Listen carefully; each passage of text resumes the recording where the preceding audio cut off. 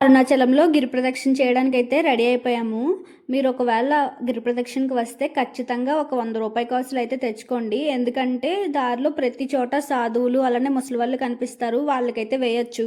గిరి ప్రదక్షిణ స్టార్ట్ చేసే ముందు రాజగోపురం ఎదురుగా కర్పూరం అయితే వెలిగిస్తున్నారు. కొంతమంది వత్తులు కూడా వెలిగించుకుంటున్నారు.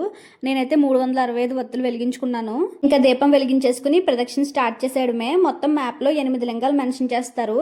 అవి ఇంద్రలింగం, అగ్నిలింగం, యమలింగం, నైరుతి లింగం, వరుణలింగం, వాయులింగం, కుబేరలింగం, ఈశాన్యలింగం.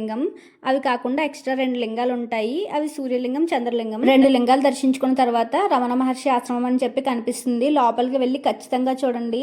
నిజంగా చాలా ప్రశాంతంగా ఉంటది. అంత నిశ్శబ్దంగా ఎంత బాగుంటుందో అసలు. ప్రతి చోట వీడియో అయితే తీయలేదు, నాకు కుదిరినప్పుడే తీసుకున్నాను నేను. ఎందుకంటే వీడియో తీసుకుంటూ ఉంటే ప్రదక్షిణ అయితే కంప్లీట్ చేయలేము ఫాస్ట్ గా. దర్శనం చేస్తున్నప్పుడు దారిలో మనకి చాలా టెంపుల్స్ అయితే ఎదురవుతుంటాయి. మీకు ఓపిక ఉండాలి కానీ వెళ్ళి దర్శనం చేసుకోవచ్చు. అండ్ మీ దగ్గర డబ్బులు ఉంటే బోర్డంతా షాపింగ్ చేసుకోవచ్చు, ఫుడ్ కూడా తినచ్చు. దారిలో మొత్తం అవే ఉన్నాయి, మొత్తం అదంతా వ్యాపారమే. మేమైతే ఈవినింగ్ 5:30కి స్టార్ట్ అయ్యాము. ఎక్కడ ఆగలేదన్నమాట. ఎక్కడ కూర్చోవడం కానీ తినడానికి ఆగడం కానీ ఏం చేయలేదు. కంటిన్యూషన్ వీడియో పార్ట్ 2లో వస్తుంది.